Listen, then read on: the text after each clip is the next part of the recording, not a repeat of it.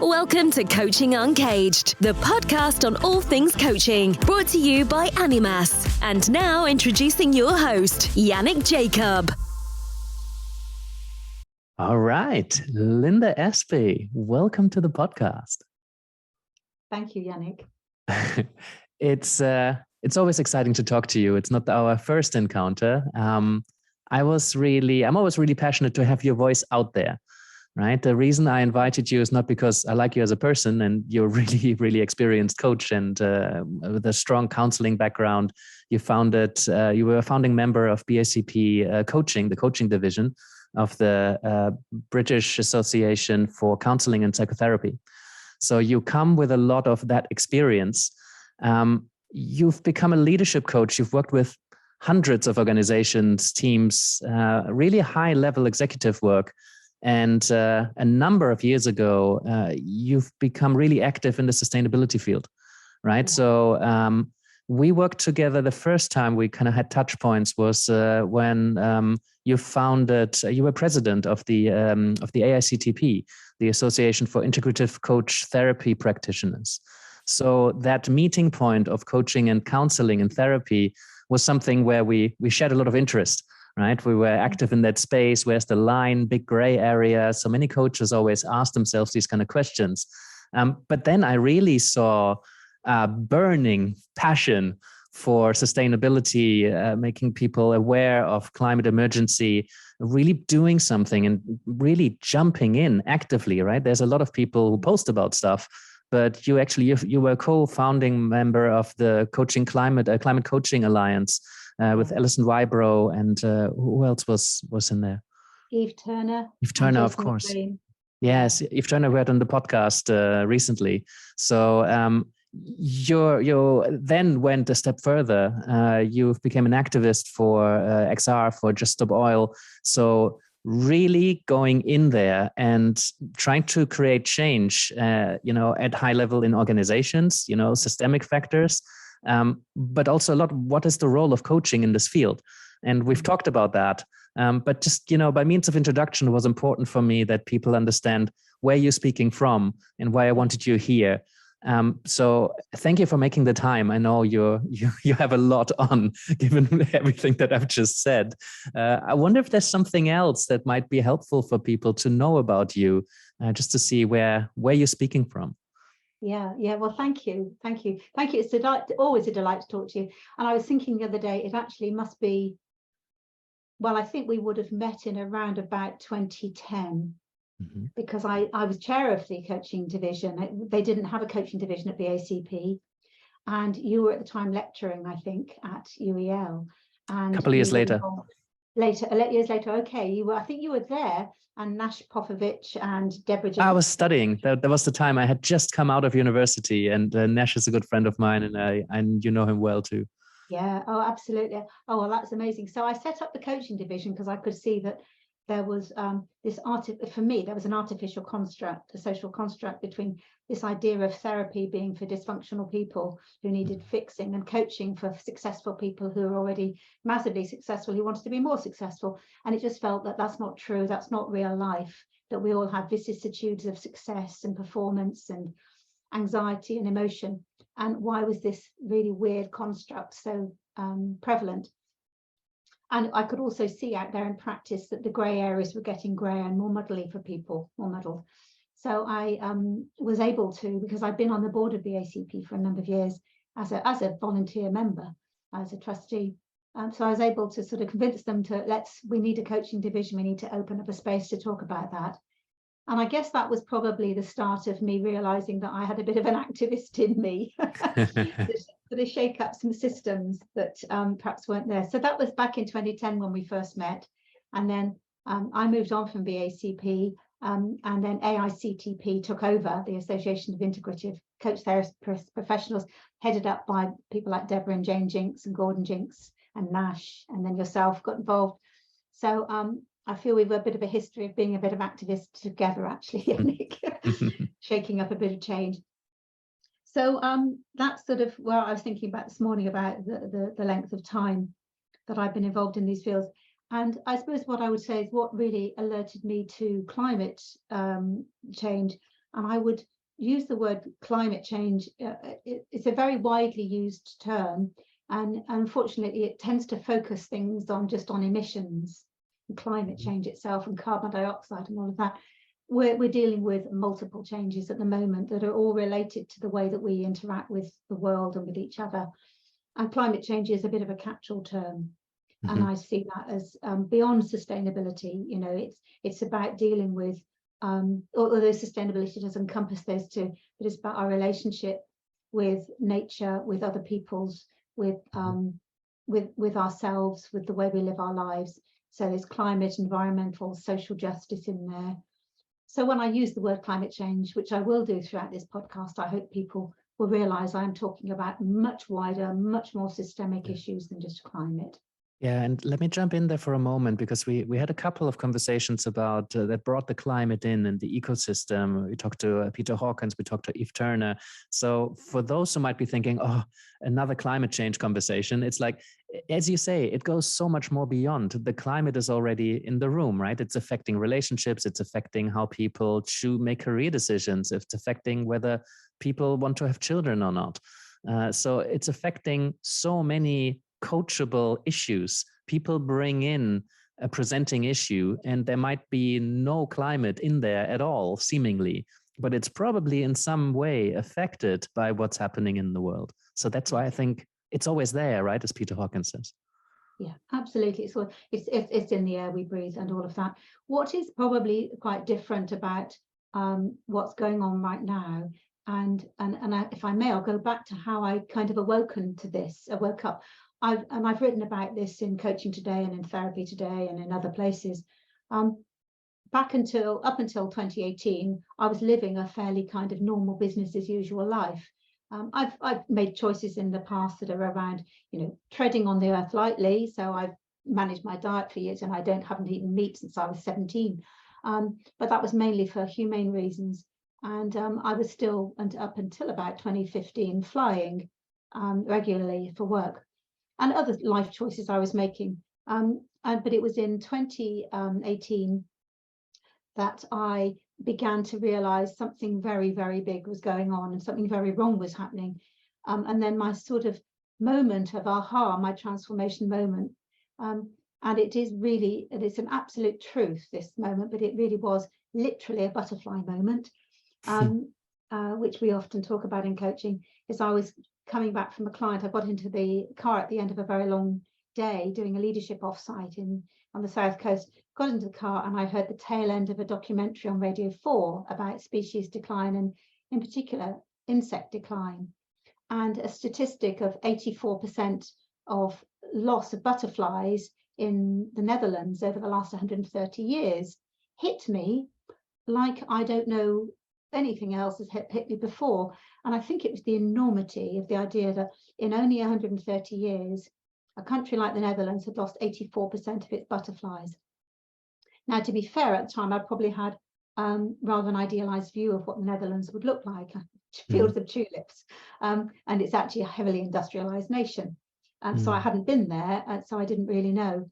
But I think the starkness of 84%, because we were used to hearing, 5% decline in this or 10% in that. 84 is massive. It was alarming, absolutely alarming. And it hit me so much that I found myself crying as I was driving along, and I had to pull over and have a good weep. And that has never happened to me before. And it's happened since on other things, but it was a moment when something twigged. And I think I realized at that point, and over that weekend when I came home, and I frantically scoured the internet looking for what on earth is going on in our world. And I found out more and more about the extent of the decline. And by the way, I just do want to say about this podcast is that I am talking about my own experiences and about some of the massive changes and challenges. And for people listening to this, I hope it doesn't trigger you into those people into any sense of despair. If I was despairing, I'd still be under the duvet. I'm not. It's difficult and it's challenging, but please bear with us on this podcast, and I will be pointing out some references and some resources at the end that people can access should they feel they need to sort of unpack some of this a bit for themselves. Yeah. Thank you. Can I dig into this a little bit more? Just zoom into that moment, because you mentioned it was transformative, right? And I always bring in that question at some point in the podcast, because Animas is a school of transformative coaching. This word transformation gets thrown around quite lightly. Here, there was something transformative that happened, like a paradigm shift, something that compelled you into action, maybe after a period of despair, which is, I think, makes a lot of sense when something radically shifts. And for you, it seems to have just happened. I know that many people wait for that kind of moment of transformation where something shifts, and coaches think about, how can I make that happen? So I wonder, as you're reflecting on that, I mean, you didn't seek a journey with a goal of transformation. It was a byproduct of how you were approaching life. Yes. But I wonder what you think about the role of coaching there, or as you were doing this work, can we make that more likely that these moments happen? It's a lovely question, Yannick. I think we can. One of the things that people most frequently come to coaching for is to deal with the realities of change. They often, of course, have visions. They want to see ahead. They want to plan ahead. They want to be better, be more of something or less of something. But there's always a change involved. And if people were able to do those changes on their own, they probably would not necessarily seek coaching. Because the realities of having to deal with whatever that vision is, whether it's an imposed change or a visionary change, or whatever that change is, whether it's imposed or visionary, whether it's self-generated or generated by external factors, that's what people come to coaching for, is help them to deal with the realities. And that the reality here is that our world is in a deep state of malaise. And people will come to that from very different angles. But I think coaching has a massive contribution to make to help people to actually see the reality that they might actually have been avoiding. And that takes us, of course, and we may come into this whole conversations about what is the role of coaching and where is the boundary and all of that. I think coaching's got an enormous role to play here, enormous. Yeah. I'm very excited for it. Before we get deeper into that, so there seems to be two themes here. One is to just be able to deal with the new reality, right? To adjust, to accept what's happening, to be able to float and not go under. And there's another element here of creating change, going into action, doing something about it. And are there two different ways of coaching, or does one build on the other, or how do you relate to that? I think our role is to create space for people to make those choices for themselves. But our role is often just to widen the lens of awareness. And when you were just talking there about that moment in the car, I now work with Joanna Macy's work that reconnects, and I teach that as well. It's one of the things that I qualified in the last few years. And she talks about the spiral of the work that reconnects. And the spiral journey starts off with coming from gratitude. And I remember on that day, I was feeling particularly good, actually. I was feeling particularly good about the work that I'd done with a client. I was sitting in the car, about to come home on a sunny day, and we'd had an amazing 2 days. And they'd said it was for them great. And I was kind of basking in how lucky am I to do this work. And then when the news, when the program was on about this butterfly decline, I mean, that was the moment of honoring my pain for the world. It didn't feel like an honoring at the time, because it just felt like a body blow. But when I began to then allow it in, and that's what I'd not been doing, that's what we don't do, we don't allow it in. We turn away from pain, and that's one of the reasons I think we're in such a state, is that we've become inured to our relationship with others. And that enabled me then to see, as Joanna Macy would say, to see with new and ancient eyes. It's the third stage of the spiral. So I was going that way naturally. Yeah, I love that. I want to get in there briefly, just to kind of underline that you felt grateful. You were in a good state.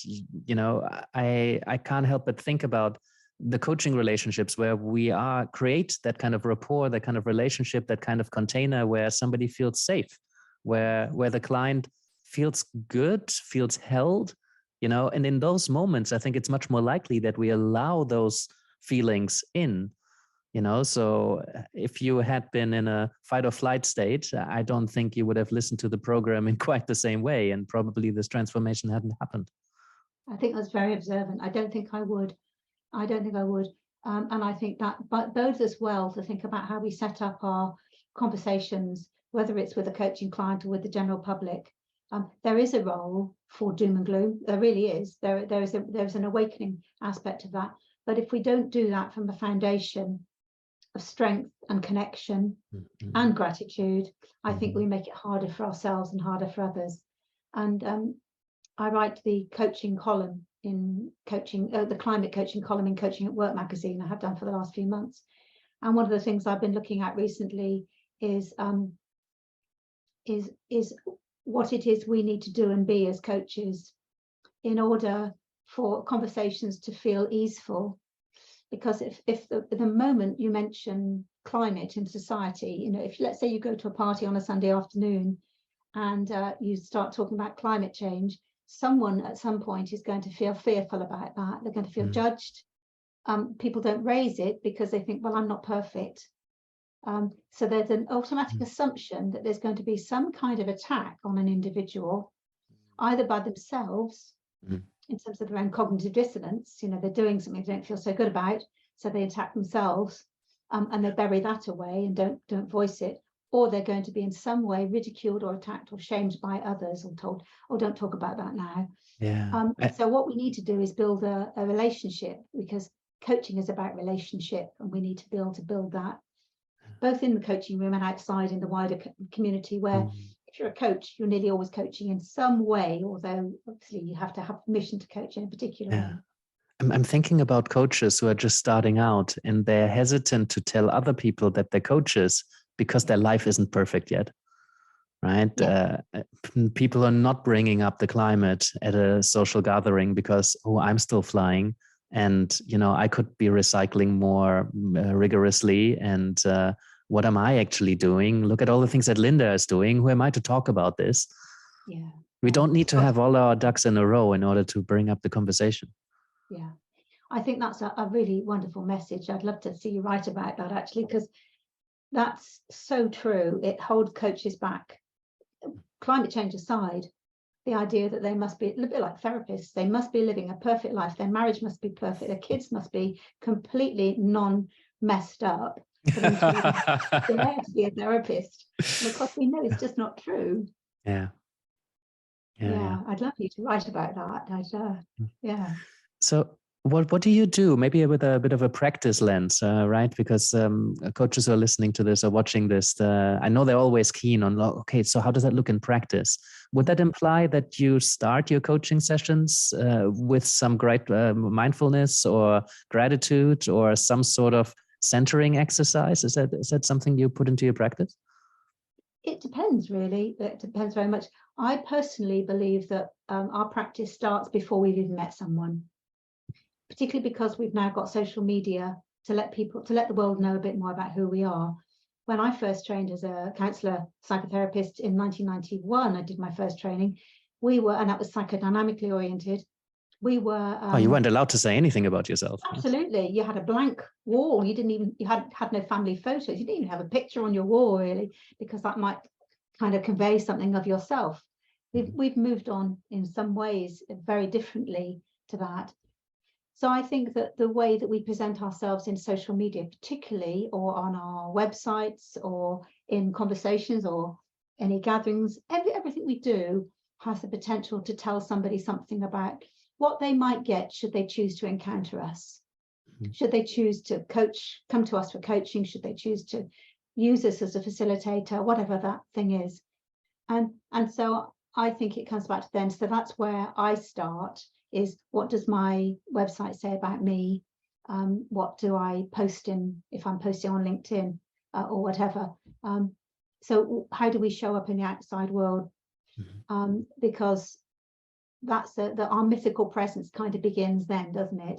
So that if people come to me, if a stranger came to me having never seen anything at all about me, and I suddenly sat them down and said, let's do some mindfulness now, and let's talk about climate change, that would be completely inappropriate. So I will work with what they already know about what they might be expecting from our work together. If you'd get a referral from someone and that person that was referred to you doesn't really know anything about you other than you should talk to Linda, I think she could really help you with this. Would you ask them to kind of look at something like a website, or are there clients that you meet with a blank slate? I would always have a conversation with people before working with them anyway. And as part of that, it might be me saying, if you want to find out more, there's my website here on my LinkedIn profile. But I'll always start with a Zoom or occasionally in person, depending on where they are, conversation, so that we can find out a bit more about each other and if we'd be a good fit to work together. So they wouldn't ever be coming with therapeutic material or coaching material blind in a way. Are you concerned in any way that somebody who sees your output, so to speak, and sees maybe your activism, and they're thinking, oh, Linda might be roping me into a conversation about climate change, even though that's not really something that I'm interested in talking about necessarily? Or would they just not be your kind of client anyway, and you're fine with that? I'm asking a lot of closed questions today, I notice. That's all right. I'm going to ask you a few in a moment, actually. But you are asking such great questions, Yannick. I think I tend to attract people who are ready. I'm not there to convert the world. I do feel I have a role in raising awareness. Actually, we all do have. And I can talk a bit more about socially constructed silence. And I'd like to talk about that in a moment, because it's such a dangerous phenomena. But I think people come to me. I'm still doing some of the coaching that I did. I'm still helping people to manage their energies. I'm still helping people to lead teams, to build businesses, to start companies, to have challenging conversations, all the stuff of life. There is not yet out there in the world a ready-made pool of people queuing up saying, I'd like a coach on climate change, please. This is not. The world is going to go that way, but I don't think it's also going to be as separate as we make it right out now. At the moment, there's climate change coaching and there's coaching. And I think that's going to be another construct that gets dissolved over the years, is that we'll be coaching people to work in a system, in multiple systems, and deal with all of those challenges. So I don't know if I've answered your closed question. Did I answer it? I think that works. The next question that came up for me was, well, you mentioned climate coaching. Can you put a frame around that? Is there some sort of definition, or how would you explain what you mean by that to someone who might not know?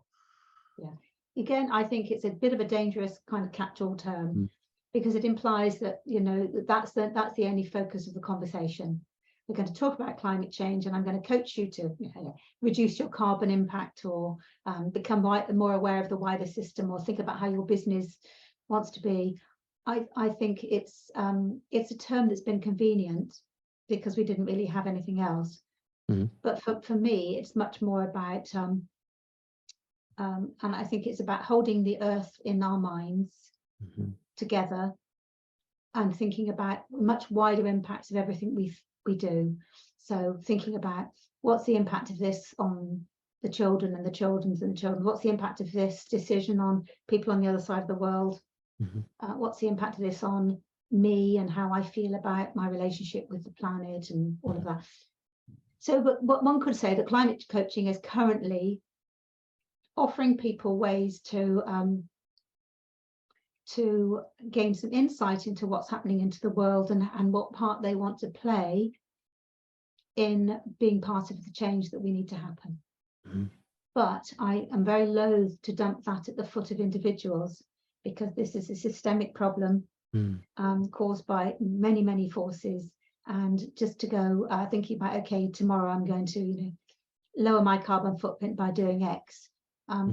That is part of the solution, but we are not the only solution. There are many, many more things we need to do than walk around with the guilt of, oh my God, I didn't do enough. Yeah, it goes well beyond what can I do in terms of how I consume or how I, balance out my carbon footprint. You say it's a systemic issue, and that obviously immediately makes me think about Peter and Eve, who we've had on the podcast. I wondered how, if at all, your thinking differs from Peter and Eve. I'm sure you're familiar with how they think about stuff. You've done work together. I'm sure you talk regularly. Where do you differ? What do you add to the conversation that maybe Eve or Peter are both taken to slightly different directions? I'm not sure that we do anymore. I think at first, well, I think we do differ is that I'm an activist. I am, an activist can be anybody, by the way, who's taking action. And an active, I'm an active, and all activism has an element of disruption, whether that's physical, emotional, psychological. I guess I'm more vocal in how I support activists who are committed, because I'm committed to their commitment. So that's why I work with, most of my work with activists isn't myself being on the streets.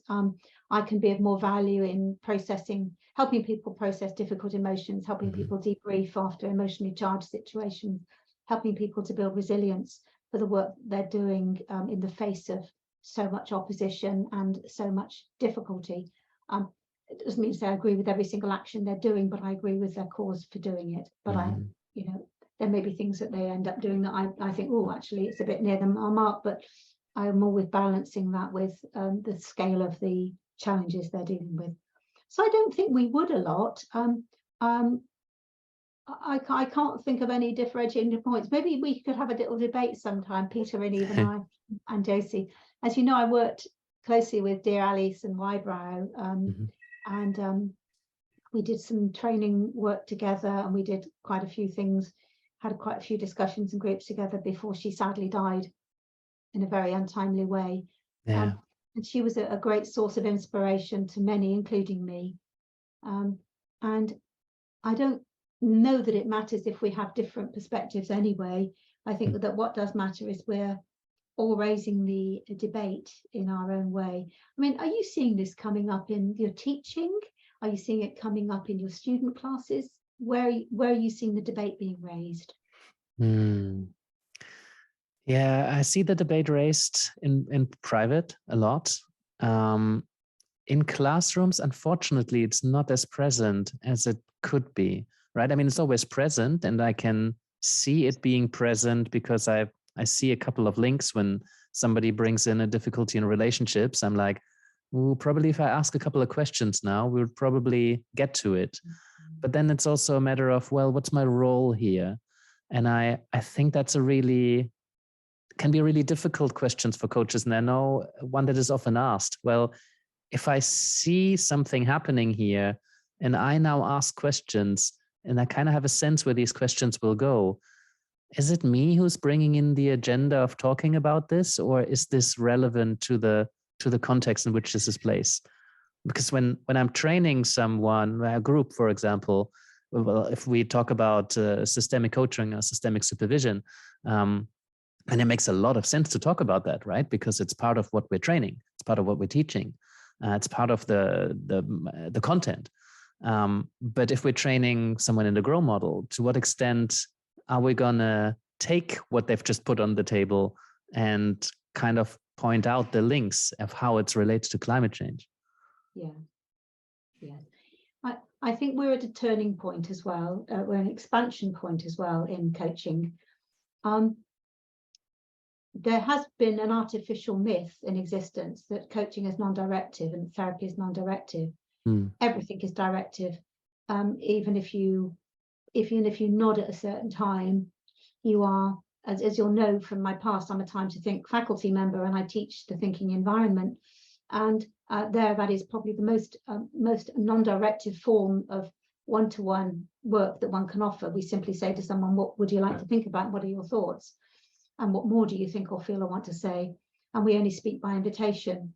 And when we speak, we normally ask what more. So we don't pick up on anything or say, well, I noticed when you said this, you did that, or I'm wondering, can I take you back to this point? Coaches intervene all the time. Coaches and therapists are directive all the time. We're often making the choice about what we direct on because we've been trained to listen for the gaps, to maybe spot the themes, to maybe what's being avoided, to maybe what needs to be expanding on, where are the echoes, all that kind of stuff. We're intervening all the time, whether we speak it or not. Carl Rogers, of course, was famously known for not being directive, very person-centered. If you look back now and look at his Gloria tapes, for example, on the video, you'll see his body language shifts at certain points quite noticeably. When Gloria starts talking about something a bit juicy, he leans forward, so that's an act of encouragement that says to her, he's interested in this, I might talk some more. So he doesn't need to say, I'm interested in this, Gloria, tell me more. His body does it for him. So we are sending micro signals out at all times about what we're interested in, what we're not, where we want the person to go, where we don't. So first of all, so that's a complete myth that the coaching and therapy is non-directive. As a universal rule, because it's not true. Well, more or less, arguably, but never completely free of it. Absolutely, never completely free of it. Absolutely. So we are making decisions about where the conversation is going to go. Just by saying to someone, tell me more, means I'm asking you to tell me more about what you've just said, not what you would have said if I hadn't said that. Which is why we wait to be invited into the thinking environment. But clearly, I'm not necessarily practicing thinking environment work. I'm still bringing the 10 components to the coaching I do, but I'm not necessarily following a session model of a time to think session because it's all about the contract. So I think it comes back to what is it we've agreed to do today together or in our relationship. And when we encounter someone for the first time, we'll talk about what they need, what they want from us, and how we can best support that. Now, 30 years ago, when the GROW model came to the UK, maybe more, well, it was around in the UK. Obviously, wonderful Sir John Whitmore was instrumental in that. That was actually devised at a retreat place, as was Fire OB, which is why Fire OB has got the name, because it's the name of a hut where the people met to talk about. I did not know that. Isn't it wonderful? Interesting. Yeah. I had the joy of interviewing Sir John Whitmore a few years ago for Coaching Today magazine. He told me these lovely stories. So GROW model came. So the GROW was, of course, directive. What's your goal? What's your reality? What are your options? What are your way forward? We're deciding what those frameworks are. And we also then, for example, had tools like the Wheel of Life. A coach decided somewhere what would be in those segments of the Wheel of Life. If that's not directive, I don't know what is. I never understood my Wheel of Life was always empty for people to fill, maybe with a couple of suggestions, but I always thought like there needs to be something that the client is bringing in. How interesting. Yeah, absolutely. So we brought stuff in always. So we would leave blank spaces, but a lot of the times the models were structured. And they're helpful. It's not that they're not helpful. Yeah, because they usually come from experience or research or like some sort of knowing what is important to most people. Yeah, absolutely. So we've now got some new models that have just got extra segments. So if we look at, let's say, Neil's Wheel of Life, which looks a little bit like, it's not Neil, it's called Neil's Wheel. It looks a little bit like the Wheel of Life, but he's added in a couple of things around legacy, for example. If we look at my model called With the Earth in Mind, that looks at all sorts of very different headings, context, contract, your spirit, your mind, your body, the planet, me, you, all of us, various headings, and people can just choose where they go. So we are, to some extent, offering frameworks that people can choose to direct themselves to, but we're still offering those anchor points for people. Yeah.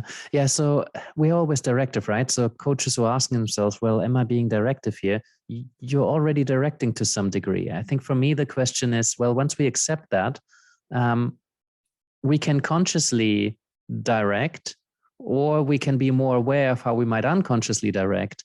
But I wonder to what extent, you're an activist, right? You want to create change. When you work with a leader and there's somebody in a position of decision-making, part of you would want them to make particular decisions that maybe they don't want to do because they're scared, or, it might make the career vulnerable, or, it might put their family well-being at risk.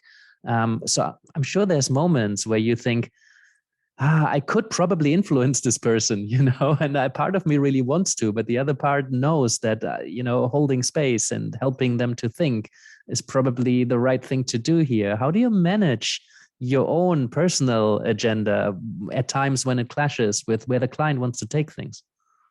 I think we've always been good at that in coaching. We've always learned how to do that.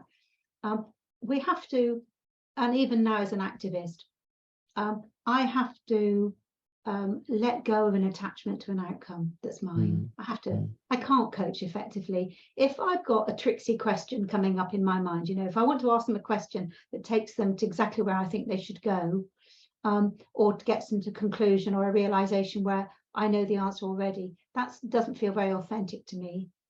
And it doesn't feel right, and I don't want to coerce someone into that. What I would do is, contracting, is say, what are the things that are important to you? What would you like us to talk about in our coaching work together? Are there any areas you don't want to go? And if they said, well, I saw on your profile that you're into all this activism stuff, I don't want to go there, I'll say, that's absolutely fine. I'm not, by the way, I'm never going to try and persuade you, my client, to become an activist in the way that I am. I am interested in, you talked about your values here, about how you can, make a difference. I am interested in helping you to do that. And there are other ways I can help you to explore to do that. Shall we talk about some, if those things arise, do you want to talk about those? So I'm not going to funnel them down my chosen path for remedial action. I'm just going to make sure that I provide a safe enough space for them to say whatever they want to say. What will happen, and what does happen, is I occasionally do get coaching clients who say things like, you're not going to like this, Linda, but I flew to New York last week. Well, and I'm not there. What they've actually done is outsource their guilt to me.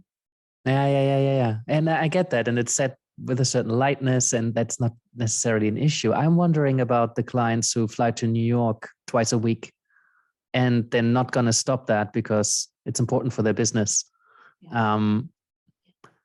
When you're sitting with a client who actively does decisions that are harming something that you're so passionate about, how do you manage that? Do you stop working with a client like that, or do you just manage that and continue to be present? I mean, I imagine that'd be some pretty difficult moments for you in your coaching sessions.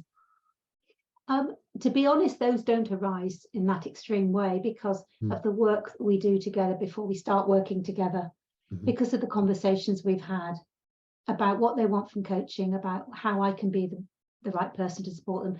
If at the chemistry session they said, by the way, I fly to New York twice a week because I love it, and no one's going to tell me anything different, and I don't believe in climate change, and I think it's a big myth and it's a big conspiracy, I'm going to say, well, I respect your right to have those views. I'm not going to be the right coach for you. I'm not going to be the right coach. I have turned away work. And one of the dilemmas early on, because I do quite a lot of work with leadership teams, and so that often entails working with particular organizations, not just an individual, but with an organization that does certain things. And there are times when I've had that dilemma: is, do I work with this organization that's doing this massively harmful thing with, as far as I can see it, little intention to change apart from a bit of greenwashing? Do I work with them with the hope of transforming them by creating aha moments? If I'm going to do that, am I going to be clear about why I'm contracting to work with them? Because I'm not going to work with someone with my own agenda that's not discussed. So I would say to them, for example, if you're currently not interested in this area, I only work with people who are actively interested in pursuing conversations about it. If that doesn't sound like you right now, then I'm not going to be a right coach for you. And it doesn't mean that I'm going to approve of everything they do along the way, but if they are open-hearted enough to want to explore it, then I'll be someone that I'd love to work with them. But if it's just greenwashing, I'm not going to be interested, and that's hard to tell sometimes. Yeah. Thank you for sharing that. I think that expands to so many different areas as well. The courage to turn work down can feel like a luxury, but every time I had a hunch to do it and I didn't do it, it ended up in a lot of supervision. So you're right. You're right. It gets messy, and it doesn't mean to say we have to agree with everything, but I think it's something about voicing it, naming it, and putting the intention out there, and being as authentic as we can be. And I think the other thing I want to say about that is that I think a lot of people have a concern that if you're a climate conscious coach, rather than climate coach, it's you climate conscious. By climate, I mean social, environmental justice, and all of those things that go with it. If you're conscious in that way, then our job, I don't think, is to get a stranger in the room, grab them by the scruff of the neck, look them in the eye and say, we need to talk about climate change. That's completely inappropriate and it's ineffective. I think our job is to build relationships where people feel safe to come along and say stuff, and to say, I don't know what to do. I don't want to give up meat. I don't see why I should. We should be able to make it safe enough for them to do that. And to hold that without judgment, just as we would any other client. If we had a client who was being cruel to somebody at work and talked about it, we would look at that through the lens of compassion as much as possible. Yeah. What's causing that person to behave in that way at this particular time, and how can I make it possible for them to share what's going on for them in a way that doesn't alienate them from our relationship? So if we have compassion, kindness and curiosity at the heart of the work we do, that is going to be a way through to transformation, not by sitting in judgment. Oh, I love that. And I think there's a really important term there, which is climate conscious coaching, right? It's I'm thinking about the trauma space where, initially when coaches started working with or around trauma, my alarm bells went on and I'm like, ooh, but like, that's not really the job of coaches, is it? And you could argue similarly, well, it's not the job of the coach to help somebody address climate change and take action.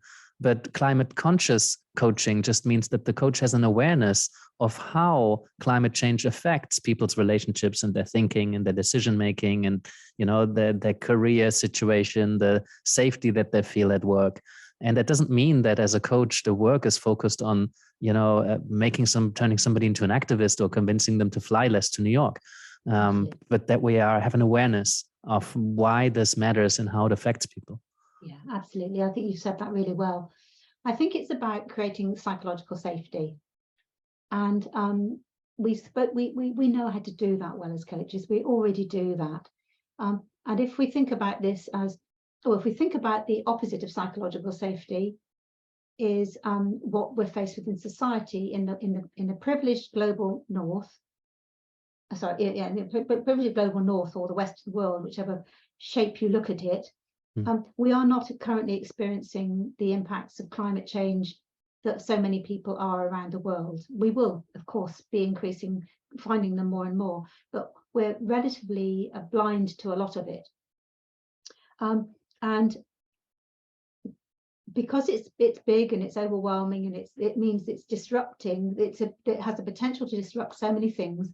Our idealized version of the future, our quest for often certainty. Humans have an innate need, as you'll know from David Rock's work, for security and certainty and all of that.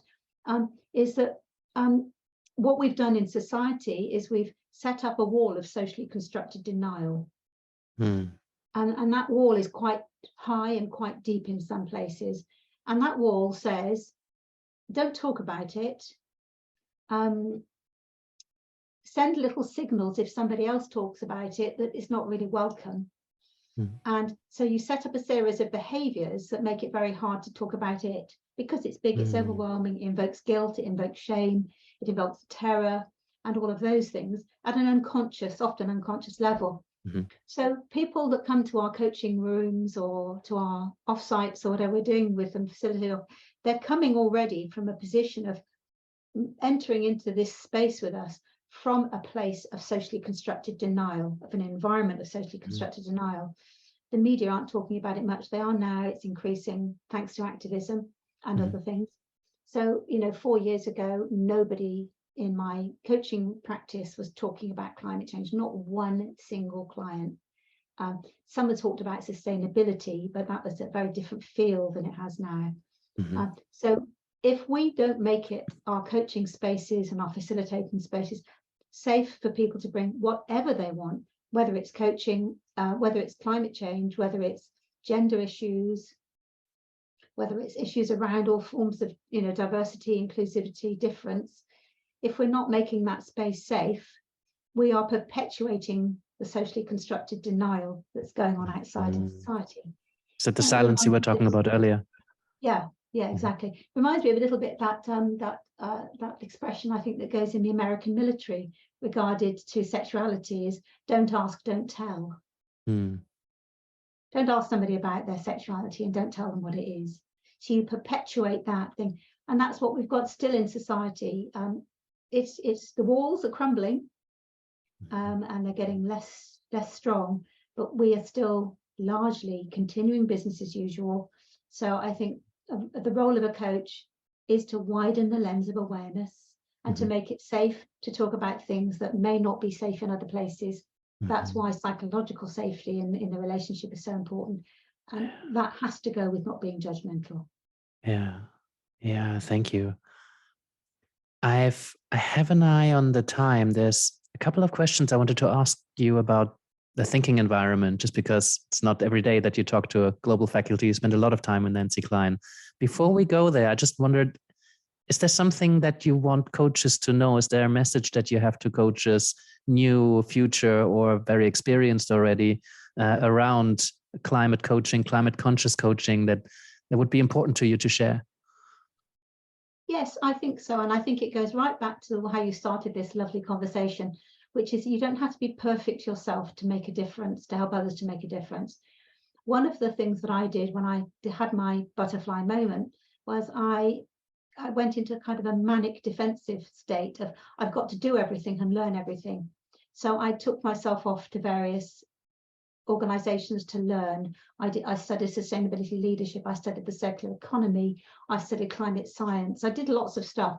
I'm glad I did it, but I didn't really need to do it to be effective as a coach. I'm still glad I did it because it means I can continue to talk about it and I get invited to speak at conferences, and I might not have done that, be able to do that if I hadn't done the studies. But if you do, as a coach, don't want to be doing keynotes at conferences, but you want to do really good coaching, you don't need to know this stuff. You need to be well informed enough. You don't need to be a climate expert or a scientist. Just go in, just think about your own life. First of all, do the work on yourself. If you're not confronting this yourself and having conversations with yourself about how do I feel, what's going on, how am I honoring my own pain for the world, how am I letting what's going on in the world in, so I can approach it with curiosity and compassion to myself and others, so that I can find my way forward, which is the last stage of the spiral of the work that we connect. Do the work on us first. It's a journey. It's not I've done the work, I've finished. Do the ongoing work on oneself, and then you can start engaging. There's some lovely courses out there. There's supervision groups out there. There's groups to be involved in. So number one, no need to be perfect yourself. You're not already perfect. You're an imperfect human being. That's what makes the work you do so valuable. Secondly, find a group that you can be with. It is not a good time to be on your own with any of this right now. So join the Climate Coaching Alliance, join a supervision group where you're focusing on the environment, sustainability, the planet, join a learning group, join a book study group, whatever you're going to do, join in with others, because you'll learn and you'll nourish and you'll feel much more connected. Thirdly, get out from behind your desk, go into nature regularly, reconnect with what's out there, what's important, and get yourself a daily gratitude practice, because that's a great, and things like mindfulness. So 3 things. Sorry, you asked me for 1, I've given you 3. That's great. Brilliant. Thank you. Thank you, Linda, for sharing that. Right. So a couple of questions around the thinking environment. One question that often comes up, and I certainly had myself as well around the thinking environment, is that that promise to never interrupt seems really bold to me. I've seen you practice a thinking environment, and it was amazing. It was quite inspiring, actually, to see you absolutely stick to that promise, And the question that I have, and the question that I certainly heard from many coaches as well, is that thinking environment best for people whose quality of thinking is already very high? What happens if a client thinks in circles, so they get a bit stuck up, or we have something to offer, we see a pattern, or we can bring in some value, or that question that might disrupt or accelerate.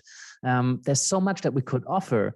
To sit still and see somebody walk in circles with their thinking, it's almost it's sometimes I think that we're doing a client a disservice if we don't interrupt.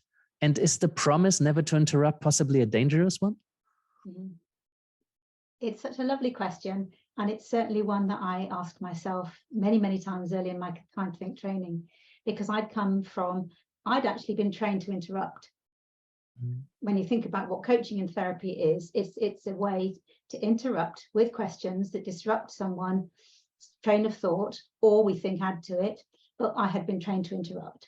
So there's a very big difference there. And I will also just want to make the distinction, because we've just moved from talking about climate and environmental work to Time to Think. And I want to make it clear to all listeners that if somebody comes to me for some work in the thinking environment and they want a Time to Think session, I don't rattle the agenda of anything that I've got. I don't say, we need to talk about climate change, not that I would anyway, but I don't say, let's talk about your sexuality, let's talk about your ability or disability, let's talk about your skin color, let's talk about how you've been excluded. And so I don't bring anything in. Yeah. Because no, I'm curious about this. I'm curious about that. Nothing like guiding somebody through a process or asking them any questions other than what are you thinking? Yeah, absolutely. So I'm not going to. So just because I now do environmental work, I do keep it very separate. If somebody comes to me and says, I want a thinking session, I will simply say, oh, we'll contract, and then I'll say, what would you like to think about? What are your thoughts? And or what do you want to think about? What are your thoughts? And they go wherever they go. If they come to me and say, I'd like to explore my leadership, and I'll ask them then questions around changing times, what's going on in the environment, what's going on outside in the outside world, what are your pressures, then climate often comes up. So that's where we go. So I do keep them separate, and I think it's important to do that.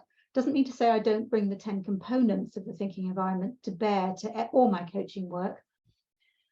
But in relation specifically to a question about the quality of someone's thinking, well, our findings over many years, at least 30 years for the core work when it started, and hundreds of practitioners now, is that the quality of everything we do depends on the quality of the thinking we do first. And so we come at it from a thinking environment perspective as how do we provide great conditions for quality thinking? Mm-hmm. And those great conditions include not being interrupted, include being given the promise of attention, feeling equal as a thinker to the other person in the room, the coach, for example, being easeful with us, not getting impatient because they're going around in circles, not wanting to jump in with a correct question, or not somebody who's inhaling every 2 minutes because they can't wait to get a question out. So we focus on our way of being that we believe, and the evidence shows us, provide good thinking environment for good quality thinking. So that's the first thing we do, is to focus on what's the environment providing for this person to do some thinking in. And if that environment is as good as it can possibly be, containing these 10 components, the likelihood is the person is going to do some of their best thinking ever. Mm. It can be difficult when we've been trained in traditional coaching or therapy models, which are more interventionist. And I used to sit on my hands. I mean, the first time to think training I did with the thinking part was just excruciating, thinking, why can't I ask this? But can't you see there's a theme here, an echo here? And then I began to realize that actually the quality, what I bring to them and the quality of their thinking is more dependent on the quality of my attention than the quality of my input. Mm. They get more value from my attention than they would do from my input, and I provide more value. So it depends on it needs a paradigm shift.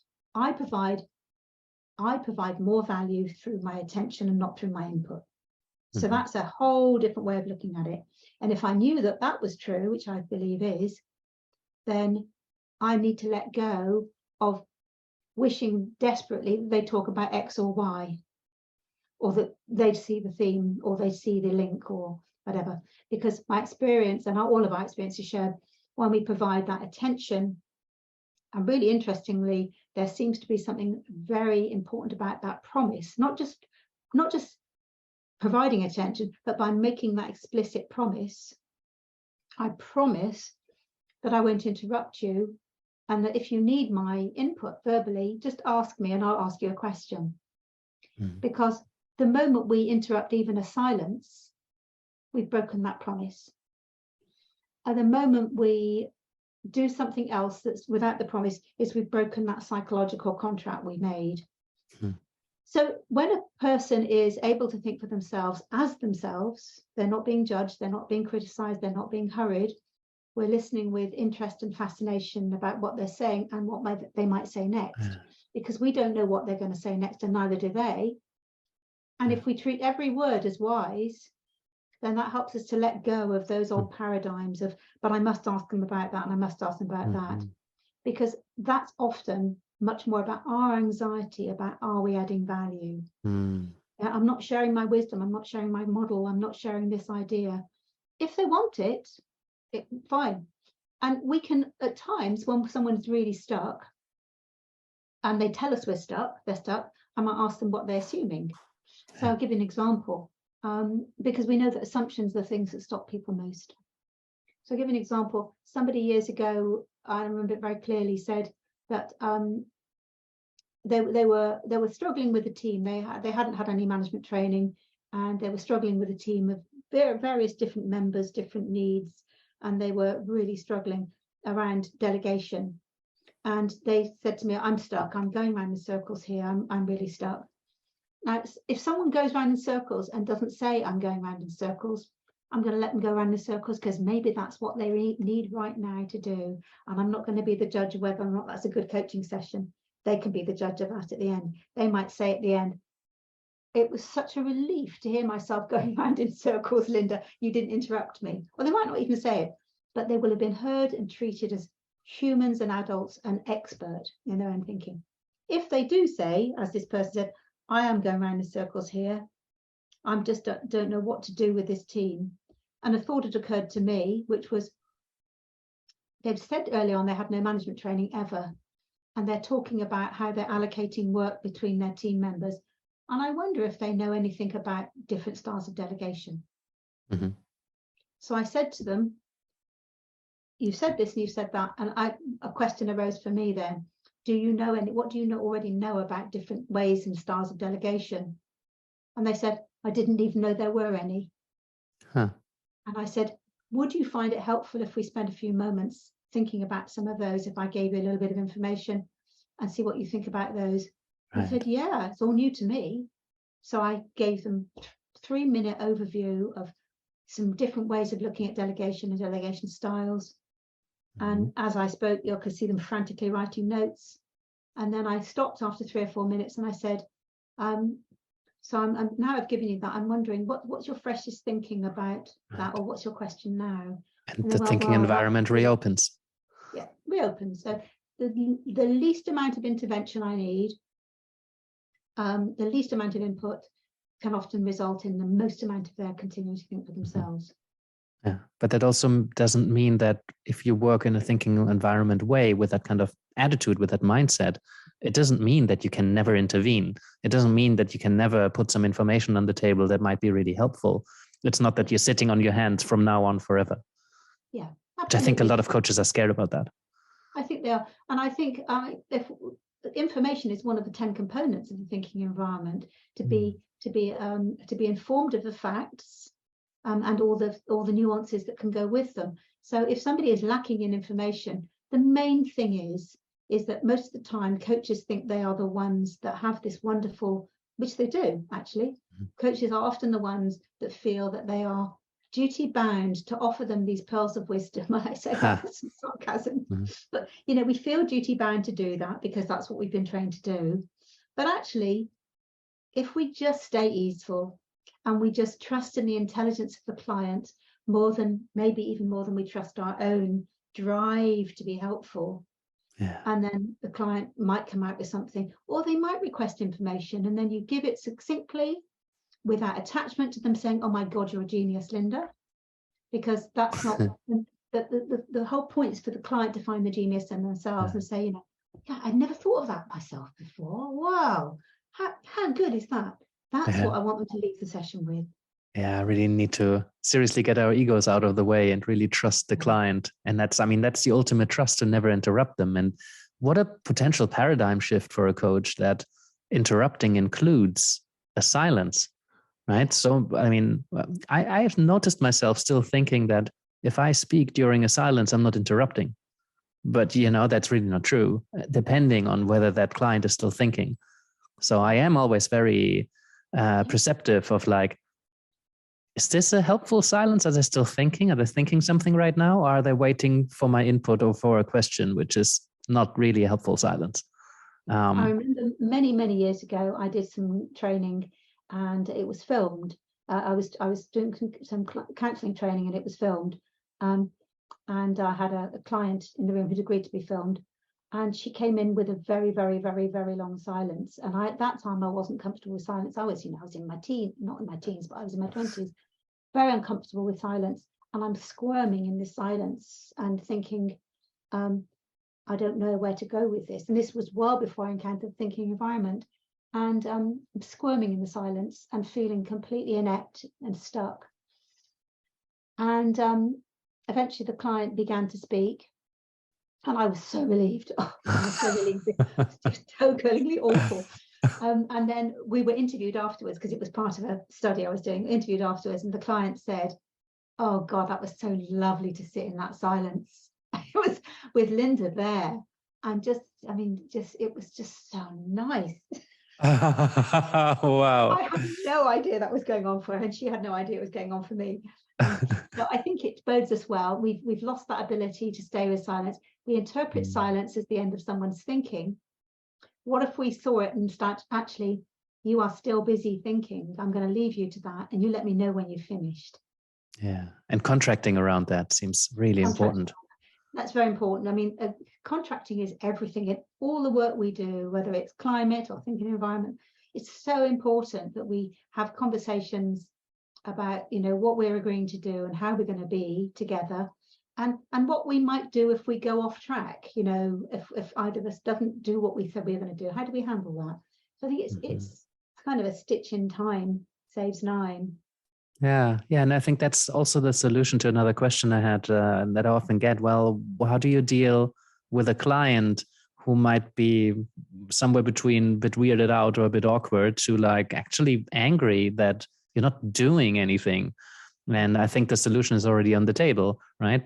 To agree that this is the approach and that, I trust your thinking and I'm not going to interrupt you. Well, it's both. I think that the danger can be is that we end up as coaches, and I've encountered this in the training that I've done with coaches, is because it's so alien to many coaches and therapists that we work in this way, we work in this giving attention has greater value than our questions. Obviously, our questions in the thinking environment are specifically aimed at getting more of the client's independent thinking, which is why the question we normally ask when we ask for a question is, what more do you think or feel I want to say? Because there's nearly always something more. But because we've been trained differently and we think differently about questions, we can struggle with that idea that we're not adding value. And if we think we're going to have to do something different, people almost end up almost kind of apologizing to the client and almost asking for a favor. Can we try this way? Can we do this? It's like they're doing it for the coach. I want to do the thinking environment with you. It's almost like I'm going to do the thinking environment to you. and can we give that a go? And would you tolerate it? Instead of which, I say to people, there's various ways we can work. And here's a spectrum of independence of thinking. At the one end is a kind of conversational style, toing and froing, more of a dialogue. And at the other end is where I don't speak at all until you invite me to. And that gives you time and space to think. Where do you feel drawn to? And often they'll say, well, I want some input from you. And I'll say, great. Which end do you want to start at? And they'll say, well, I'll start with a bit of a think. And generally, they keep themselves at that end a lot of the time. And then they don't quite believe it when you don't interrupt because they're so used to it. But because you've made a promise, and I will say to people in contracting, this is unusual. This isn't you've chosen to work with me in this way, and you'll find it, and you may well find it unusual. You may not. You may luxuriate in it, but you may find it unusual. And if at any point you don't feel it's meeting your needs, just let me know. And if at any point you want to have a dialogue about something, just let me know. And if you say, look, Linda, I'd like to know what you think, or Linda, this isn't working for me. What I would do, with your permission, is say to you, that's absolutely fine. What's the question you have now that you would like to address? And they come up with the question, and I'll contract to do this, by the way. So I'll say, so I'll ask you what's the question you want to address, and you'll usually come up with a question because your mind is full of them. And if, with your permission, what I'd like to do before I answer it myself, as you've formulated this question yourself, I'd like to invite you to think about it before I bring my thinking in. And so people say, well, it's okay, my question is now. And I say, okay, that's an interesting question. This is your question. What are your first thoughts? And guess what happens? We tend to interpret, when someone asks a question of us, we tend to interpret that as the end of their own thinking. If we did not, and if instead we interpreted it as a different kind of thinking, that is, and if we interpreted the question at the beginning of their potential own answer, not the end of their thinking, the articulation of the question for themselves could well be the beginning of their own answer. So let's just bounce it back to them. And if they say, Linda, I really don't have a clue, tell me what you think. Of course I will.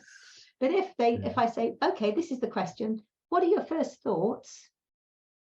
And do you know what they often say? They say, gosh, that's such an interesting question. And off they go. So it's a paradigm shift for coaches. It really is. And of course, as you can tell, after all these years, I still love it. Yeah, that's the fire is still burning. And I have a sense that there's at least a few coaches listening to this who've just experienced that sort of shift, because the transformative potential of what we've just discussed is enormous for coaches. And once it sinks in and we've experienced it, try it out. There's, I know it changed my life quite early, fortunately, that I often create a lot more value if I just listen and allow somebody a space rather than trying to intervene. So thank you, Linda, for that. Thank you for your work. Thank you for your activism. Thank you for your for continued inspiring conversations and being an important voice out there in the coaching world and in the climate world. I appreciate you. Thank you. Thank you very much. I've really enjoyed this conversation. I feel it's been more one-sided than I'd hoped, that I was going to ask you lots of questions, but I got carried away. But I would also just direct people to my website. There's loads of articles and blog posts about the thinking environment.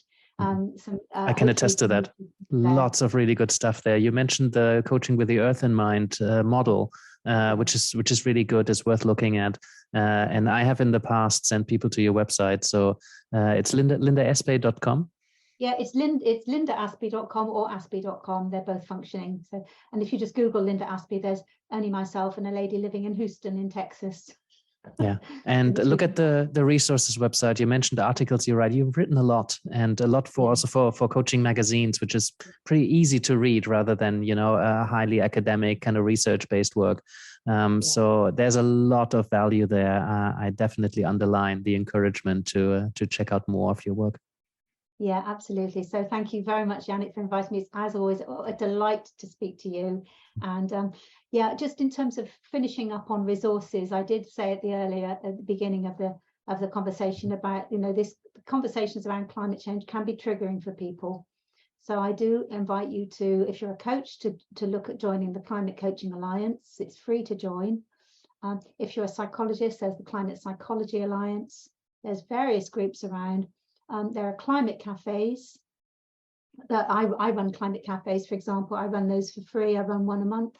And the Climate Psychology Alliance runs lots of climate cafes around the world, around the UK, and online. There's also North America Climate Psychology Alliance. So climate cafes are a great place to go and meet and talk about how you're feeling. The Climate Psychology Alliance has a listing of some therapists that offer some sessions, and increasingly you'll find more and more community groups talking about climate, community activist groups. Join an activist organisation because we provide lots of psychological support. So there's support out there. And if anybody's got any doubts at all about where they can find support, please do just look me up online, connect me on LinkedIn, and I'll happily signpost you to the right place. Fantastic. One more time, Linda, thank you so much. And well, I'll see you around, and I hope others will do too. Thank you, Yannick. Be well. Thanks for listening to Coaching Uncaged. If you want to find out more about becoming a coach, developing your coaching skills further, or training as a coaching supervisor, then head along to animascoaching.com. Thanks again, and catch you on the next episode.